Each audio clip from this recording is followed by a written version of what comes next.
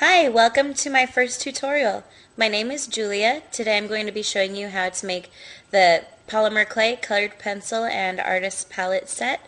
This tutorial was a request from a comment that I got on my tiny cute kawaii polymer clay video. Let's get started. Your materials you'll need are polymer clay in two colors, a color for the colored pencil and brown for the wood. If you have a moon-shaped cookie cutter, that will be helpful, but it's not necessary. It will just make cutting out shapes a little bit easier. You'll need acrylic paint in the color to match your colored pencil choice. It's good to have a nice set of wire tools. You'll also need a head pin and a razor blade. I use really small paintbrushes to paint my faces, that way I can get good detail. The colors that I use for my faces are black, white, and pink. Okay, let's speed things up. The first thing you're going to need to do is use your razor blade to cut a rectangle of the colored polymer clay you like for your colored pencil. Use your fingers to squeeze it to the correct width that you like for your colored pencil. Use your razor blade to make nice, clean, sharp cuts at the edges. We always want to have clean cuts at the edges so that polymer clay can adhere to polymer clay. Use the brown colored polymer to make the wood feature of the colored pencil. You're going to use your fingers to shape it into a cone and just press it onto the color.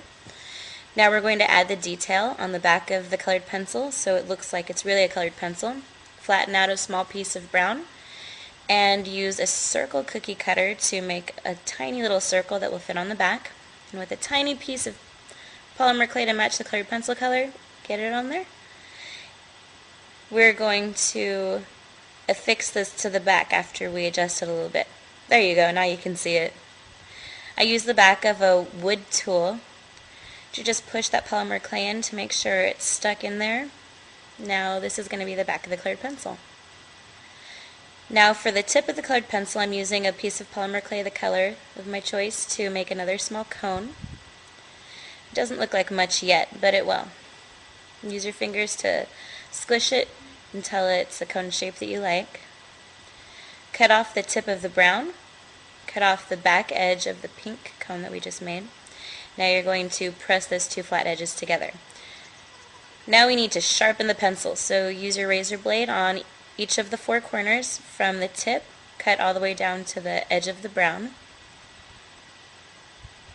You can fix it while you go if you make a little mistake. Polymer clay is very forgiving.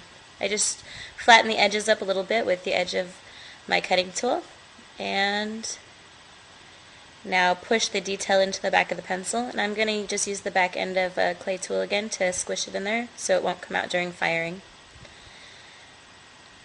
Time to make the finding, or the piece that you can use to hang it from a bracelet or necklace. You take a head pin and bend it. Now use the tip of the pliers to turn it into a loop or an eye, like the eye of a needle. That's why we call it an eye hook. Clip the edges so that the eye pin is the desired length, and just press that down into the back of the colored pencil. You're going to want to push it straight and also push it down so that no edges are showing through at the side of your polymer. You want it to be all the way pushed down so that there's no chance that it'll fall off of your bracelet or necklace or whatever you're going to be hanging it from. After you fire it, you're going to use acrylic to paint it. I use black for the eyes and black for the mouth. The tiniest brush is the best brush. I put a little spot of white in each of the eyes. That gives it a little more life and sparkle, and I use a light pink color for everything's cheeks. If you have a tiny brush and you want to add more detail, this is where it comes in really great handy, because with a teeny tiny brush you can do teeny tiny details like eyelashes. Okay, now it's time for the artist palette. Take a white color and make it about the thickness of 2/4. If you have a cookie cutter, here's where it will help you to make the shape. By no means necessary. You could always cut out a similar shape by hand. Looks like a moon, but we want it to be an artist palette, so go ahead and squish one of the sides and shape it to round it out, and the other side crimp it in so that it's more like the point is turned in on itself, like the artist palette. It's hard to get your fingers in really tiny spaces, so I'm using the back end of a paintbrush just to smooth out that little space. It's the basic shape of the artist palette. Use a color that's similar to the colored pencil color of acrylic paint and paint that on your artist palette. You'll be doing one color for each colored pencil that you do. So that's pretty much done. Remember, you paint it after you fire it. Go ahead and make another finding. Push it into the edge. Remember to sink it down as far as you can. Once it's fired, you're going to put just a tiny little dot of quick drying glue. That way, if the funding does become a little bit loose through where the quick drying glue will hold that in, put a little dot on each of your pieces. And now you're on your way to creating your set. Go ahead and make whatever colors you like, have fun, and I hope you enjoyed my first tutorial.